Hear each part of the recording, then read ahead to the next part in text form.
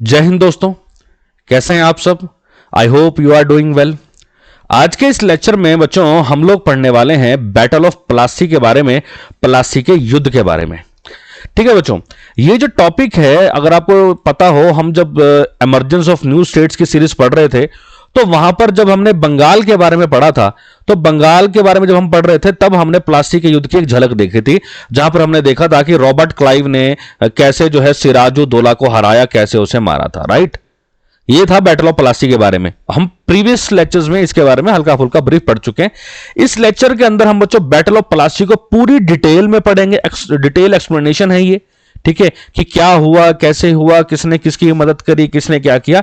इस वीडियो को देखने के बाद बैटल ऑफ प्लासी से आपके लिए कोई भी डाउट नहीं बचेगा। ठीक है बच्चों, बैटल ऑफ प्लासी जो कि कब हुई थी, 1757 में हुई थी। अच्छा, आपको बता दूं इस लेक्चर की जो पीडीएफ है वो आपको हमारे Telegram channel the bright classroom पर मिल जाएगी। ठीक है, टेलीग्राम चैनल को जल्दी से फॉलो कर लीजिए। इंस्टाग्राम पर भी आप हमें फॉलो कर सकते हैं, द ब्राइट क्लासरूम, और फेसबुक पर भी आप हमें फॉलो कर सकते हैं, द ब्राइट क्लासरूम 2025। ठीक है बच्चों, चलिए देखिए बच्चों, बैटल ऑफ प्लासी, प्लासी का युद्ध। जब इस युद्ध की बात आती है तो मेनली आपको दो बंदे ध्यान रखने हैं, जैसे कि मैं बार बार बता रहा हूं। एक तो है रॉबर्ट क्लाइव, ये कह सकते हो इस बैटल का हीरो है। ठीक है, सारी कहानी यही चला रहा है अब। ठीक है, और एक था वहां का राजा जिसका नाम था सिराज-उद-दौला। क्या नाम था? सिराज-उद-दौला। याद है? अलीवर्दी खान, अलीवर्दी खान का दोता सिराज-उद-दौला, याद करो, हम पहले पढ़ चुके हैं बंगाल के अंदर। ठीक है बच्चों, चलिए कहानी कहां से शुरू होती है भाई। रॉबर्ट क्लाइव जो था ना, रॉबर्ट क्लाइव ने एक बंदे को रिश्वत दी। उस बंदे का नाम था मानिक चंद। क्या नाम था? मानिक चंद, जो कि एक बहुत ही ना रिच और पावरफुल मर्चेंट था। मर्चेंट का मतलब होता है व्यापारी था। तो मानिक चंद एक व्यापारी था, उसको रिश्वत दी रॉबर्ट क्लाइव ने। क्यों रिश्वत दी? ताकि भैया वो उनकी मदद करे कलकत्ता को अंग्रेजों के कंट्रोल में लाने के लिए, कलकत्ता पे अंग्रेजों का कब्जा हो, इसके लिए मानिक चंद को रिश्वत दी गई। ठीक है, उसके बाद जो नवाब था बंगाल का, जिसका नाम था सिराज-उद-दौला, सिराजुद्दौला और रॉबर्ट क्लाइव ने क्या किया था, इलाहाबाद की अलीनगर की संधि पे साइन किए थे, ट्रिटी ऑफ अलीनगर। ठीक है, इस पे साइन किए थे, अलीनगर की संधि पे साइन किए थे। और कब किए थे? 9 फरवरी 1757 को किए थे। ठीक है, इस संधि के तहत यही था बेसिकली कि भैया हमें परेशान मत करो, ठीक है, अपना राजपाट करो, टैक्स वगैरह भरो और फालतू यहां पे पंगे मत लो बस। ठीक है, मेनली यही था इसके अंदर। क्लियर है? इतना छोटा सा बैकग्राउंड है। देखिए रॉबर्ट क्लाइव की, अब रॉबर्ट क्लाइव का नाम आया है तो रॉबर्ट क्लाइव के बारे में एक बार जान भी लो। ठीक है, रॉबर्ट क्लाइव क्या था, कैसे इसने क्या क्या किया, कैसे ये मरा था। तो देखिए रॉबर्ट क्लाइव जो था ये ब्रिटिश ईस्ट इंडिया कंपनी का कमांडर इन चीफ था, यानी कि उस टाइम पे ये सेनापति था ब्रिटिश ईस्ट इंडिया कंपनी का। क्लियर है? उसके बाद भी ब्रिटिश जो एम्पायर था, ब्रिटिशर्स का जो एम्पायर था, उसको भारत में स्थापित करने में इसका बहुत ही इंपॉर्टेंट रोल रहा है। हम कह सकते हैं उसने बहुत ही ज्यादा एफर्ट्स किए हैं और इसी के एफर्ट्स की वजह से अंग्रेजों ने जो है भारत पे क्या किया है, राजपाट अपना स्थापित किया है। राइट, जब तक ब्रिटिशर्स भारत में थे, रॉबर्ट क्लाइव भारत में 3 बार आया है। कितनी बार आया है? 3 बार। कभी एग्जाम में पूछ भी ले कि रॉबर्ट क्लाइव भारत में कितनी बार आया था, तो 3 बार आया था। और प्लासी के युद्ध का सबसे इंपॉर्टेंट फिगर, सबसे इंपॉर्टेंट हीरो कौन रहा है? तो सबसे इंपॉर्टेंट हीरो भी कौन रहा है? रॉबर्ट क्लाइव ही रहा है। राइट, अब इसने क्या किया, इसने खुद को एक उपाधि दी भाई। जब ये बंगाल में आया ना तो उसने देखा यार ये तो इनके नाम ही अजीब अजीब है, इनके सिराज-उद-दौला, फलाना ओला, ठीक है, मानिक चंद, ये वो। तो इसने क्या किया, इसने खुद को एक टाइटल दिया, उसको इसने खुद को टाइटल दिया नवाब साबितगंज। क्या था?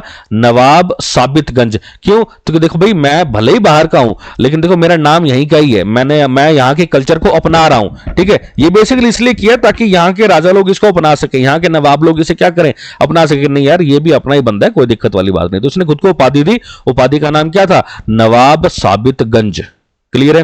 और बंगाल के अंदर जितने भी अफेयर्स चल रहे थे, जितने भी पंगे चल रहे थे, अब उसके अंदर इसने क्या किया, पार्ट लेना शुरू कर दिया, भाग लेना शुरू कर दिया इसने। राइट, उसके बाद इसने और वैरन हेस्टिंग, इसने क्या किया, वैरन हेस्टिंग के साथ मिलकर बहुत सारा पैसा जो है भारत से लूटा, बहुत पैसा लूटा इसने। ठीक है, और लास्ट में इसने आके इसने क्या किया था, लास्ट में आके इसकी डेथ कैसे हुई थी, तो इसने जो है सुसाइड कर लिया था। ठीक है, ये हल्का सा ब्रीफ था और रॉबर्ट क्लाइव के बारे में बच्चों। ठीक है, उसके बाद अब अगर आपको याद हो, मैंने आपको बताया था दस्तक के बारे में। दस्तक याद है? 1717 फारूक शीर जो कि एक मुगल शासक था। फारूक शियर ने दस्तक शुरू की थी, राइट, अंग्रेजों को दी थी दस्तक। वैसे ही जब नवाब सिराजुद्दौला गद्दी पर बैठा था, ठीक है, अपने नाना के मरने के बाद, अलीवर्दी खान के मरने के बाद जब नवाब सिराजुद्दौला गद्दी पर बैठा था, तो इसने भी अंग्रेजों को क्या दी थी? दस्तक दी थी। ठीक है, दस्तक वही था ना कि उड़ीसा, बिहार और बंगाल, उड़ीसा, बिहार और बंगाल में आप निःशुल्क क्या कर सकते हो? व्यापार कर सकते हो। दस्तक क्या था? दस्तक इज ए परमिट और लाइसेंस, ठीक है, issued by the authority for carrying out duty free trade within a region, कि पर्टिकुलर एक क्षेत्र के अंदर आपको एक पास दे दिया गया है और आप इस पास के जरिए इस एरिया में कैसे भी व्यापार कर सकते हो, आपको एक ही बार टैक्स भरना है बस, राइट। अच्छा, इसमें क्या था दस्तक की अगर मैं बात करूं तो नवाब सिराजुद्दौला ने दस्तक दी अंग्रेजों को, लेकिन अंग्रेजों ने क्या किया? उस दस्तक का मिसयूज किया। मिसयूज कैसे किया? उन्होंने ऐसे ऐसे व्यापारियों को दस्तक दे दिया जिनका हक ही नहीं था, जिनको मिलना नहीं चाहिए था, ऐसे व्यापारियों को दे दिया। ठीक है, अब उससे क्या हुआ कि दस्तक का मिसयूज हो रहा था, राइट। आप ऐसे समझ सकते हो कि जैसे मान लो बस के अंदर पास बनता है, तो पास तो बनना चाहिए स्टूडेंट का भी ऐसे बनना चाहिए, उसका एक प्रॉपर आईडी कार्ड होना चाहिए, उसी आईडी कार्ड के बेस पे बस पास बनेगा, जो भी रूल्स एंड रेगुलेशन है। लेकिन आप बस पास बना रहे हो किसी आम आदमी का, जो कि ड्यूटी जाता है, ठीक है, आप ड्यूटी जाने वाले का पास कैसे बना दिया आपने? ठीक है, वो जबकि अलाउड है बस में कि सिर्फ स्टूडेंट ही जाएंगे बस पास पे, है ना, मान लेते हैं हाइपोथेटिकल सिनेरियो है ये। तो इस तरह से, तो भाई जब व्यापार करने के लिए ब्रिटिशर्स को दस्तक दी गई है, ब्रिटिशर को लाइसेंस दिया गया है, लेकिन ब्रिटिशर्स क्या कर रहे थे? अपना वो जो लाइसेंस था वो दूसरे व्यापारियों को दे रहे थे, और व्यापारी क्या कर रहे थे? उसका मिसयूज कर रहे थे। क्लियर है बच्चों इतनी बात? यहां से समझ में आया? यानी कि अब धीरे धीरे क्या हो रहा है? एक बैकग्राउंड बनता जा रहा है प्लासी का युद्ध का। वो जो नवाब बैठा है सिराजुद्दौला, अब उसकी नजरों में खटक रहे हैं अब अंग्रेज, है ना। चलिए, उसके बाद ट्रीटी ऑफ अलीनगर हुई थी, लेकिन वो ट्रीटी ऑफ अलीनगर जो थी, अलीनगर की जो संधि थी, वो जल्दी टूट गई। क्यों टूट गई? पिछले लेक्चर्स में हमने पढ़ा है कि भाई जब फ्रेंच थे, फ्रेंच ने क्या किया था? चंदननगर पे कब्जा कर लिया था, याद करो, है ना। फ्रेंच ने चंदननगर पे कब्जा कर लिया था, लेकिन उस चंदननगर पे वापसी कब्जा किसने कर लिया था? ब्रिटिशर्स ने कर लिया था। तो क्लाइव और वाटसन ये दो बंदे थे, इन्होंने चंदननगर पे कब्जा कर लिया था, और उस टाइम पे चंदननगर पे किसका राज था? फ्रेंच का राज था। और अलीनगर की संधि में क्या था? अलीनगर की संधि में यह था कि भाई तुम जब सिराजुद्दौला ने यही तो कहा था कि भाई आप हमारे एरिया में कोई इंटरफेरेंस नहीं करोगे, लेकिन अब ब्रिटिशर्स क्या कर रहे हैं? इंटरफेरेंस कर रहे हैं, और इन्होंने इवन एक एरिया पे भी कब्जा कर लिया। तो हुआ क्या? अलीनगर की संधि टूट गई, है ना। अब इसके बाद क्लाइव ने कहा कि यार ये राजा ना बहुत कुछ कर रहा है, ये राजा हमें परेशान कर रहा है, ये नवाब सिराजुद्दौला। तो इसके बाद नवाब के खिलाफ इन्होंने क्या किया? क्लाइव ने षड्यंत्र रचना शुरू कर दिया कि भाई अब हम इसको कैसे हराएं, क्या करें। षड्यंत्र रचने के पीछे अब एक और रीजन ये भी था, नवाब के कुछ मंत्री और जो कुछ व्यापारी थे, नवाब जो सिराजुद्दौला था उसके कुछ मंत्री और कुछ जो व्यापारी थे ना, वो उससे डिससेटिस्फाई थे, उससे नाखुश थे, वो नवाब से खुश नहीं थे, बोले इसके फैसले अजीब ही हैं। ठीक है, तो उनमें से कुछ बंदों की लिस्ट है, उनके साथ ये मिला सिराजुद्दौला, और एक एक करके उसके साथ मिला रॉबर्ट क्लाइव मिला, और एक एक करके उन्हें क्या किया? अपनी तरफ किया। कौन कौन आता है? सबसे पहले तो मीर जाफर, ये नाम आप पहले भी पढ़ चुके हैं, सिराजुद्दौला का फूफा था, ये गद्दी पर बैठना चाहता था। अलीवर्दी खान का ये सन इन लॉ था, अलीवर्दी खान का सन इन लॉ था, ये गद्दी पर बैठना चाहता था, लेकिन गद्दी मिली थी सिराजुद्दौला को, जिसकी वजह से मीर जाफर नाराज हो गया। मीर जाफर क्या था? कमांडर इन चीफ था सिराजुद्दौला का, यानी कि सेनापति था। इसके बारे में हम पहले लेक्चर में पढ़ चुके हैं, राइट। एक बंदा था यार लतीफ, क्या नाम था? यार लतीफ, नवाब की जो आर्मी थी उसका एक हिस्सा था ये। एक था राय दुर्लभ, ये भी नवाब की जो आर्मी थी उसका एक हिस्सा था। एक बंदा था जगत सेठ, ये बहुत ही बड़ा व्यापारी था, बैंकर था ये। ठीक है, एक था ओमी चंद, ये भी एक ब्रोकर था। ठीक है, तो मीर जाफर, यार लतीफ, राय दुर्लभ, जगत सेठ और ओमी चंद, ये सारे के सारे जो कह सकते हो रॉबर्ट क्लाइव से मिल चुके हैं। किसके खिलाफ? सिराजुद्दौला के खिलाफ। ठीक है बच्चों, उसके बाद मीर जाफर पर सबसे बड़ा दांव खेला रॉबर्ट क्लाइव ने। क्यों?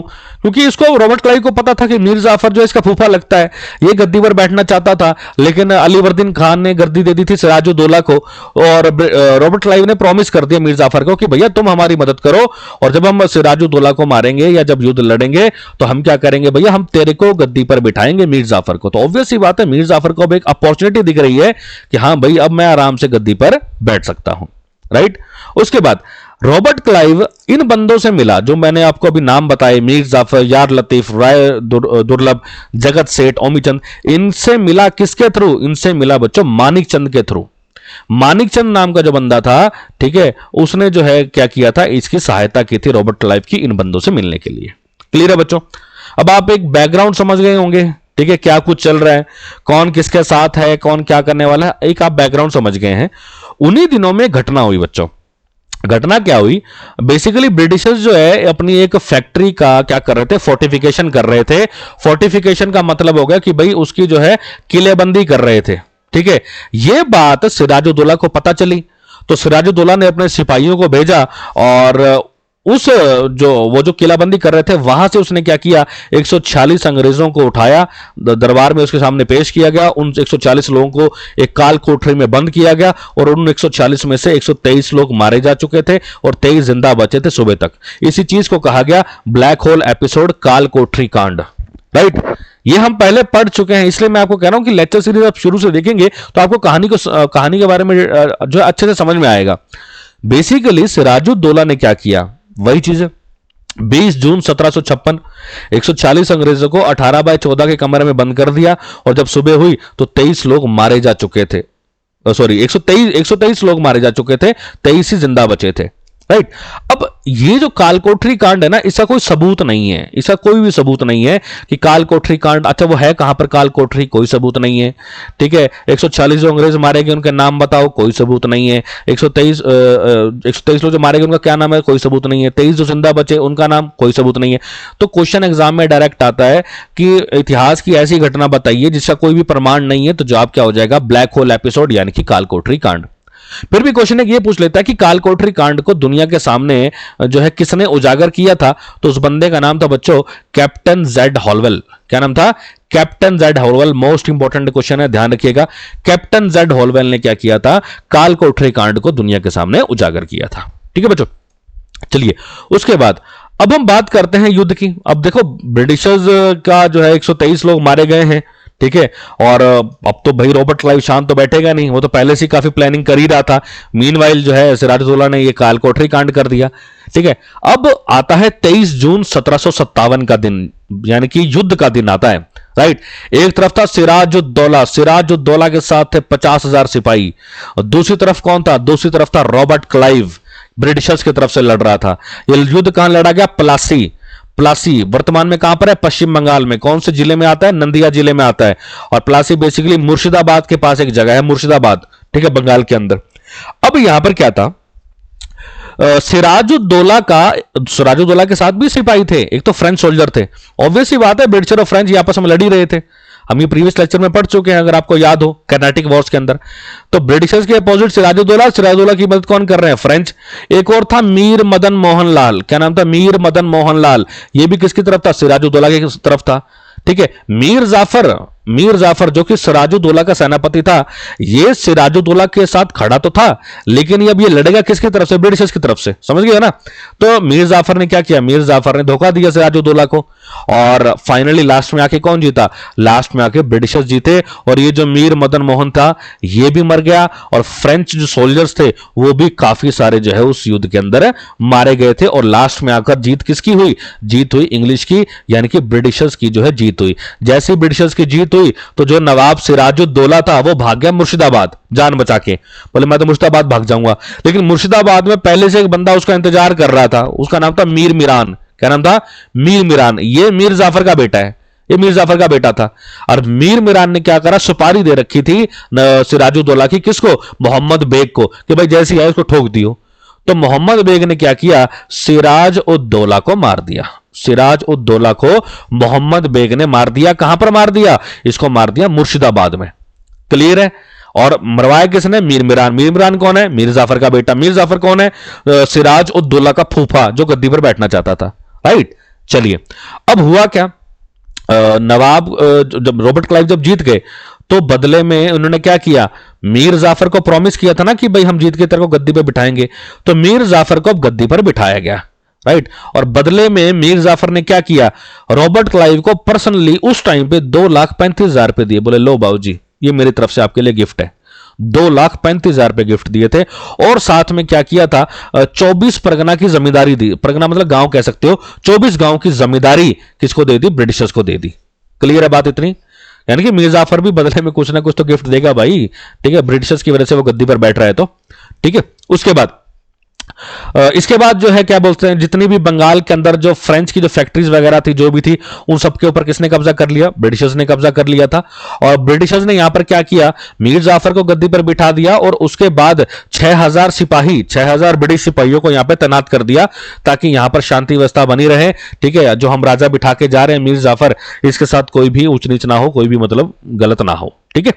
चलिए फाइनली ये जो प्लासी का जो युद्ध था, इसमें क्या क्या रिजल्ट निकल कर आए, तो हमने देखा कि ब्रिटिशर्स ने जो है सिराजुद्दौला को हरा दिया, ठीक है, उससे उस पर जीत हासिल कर ली।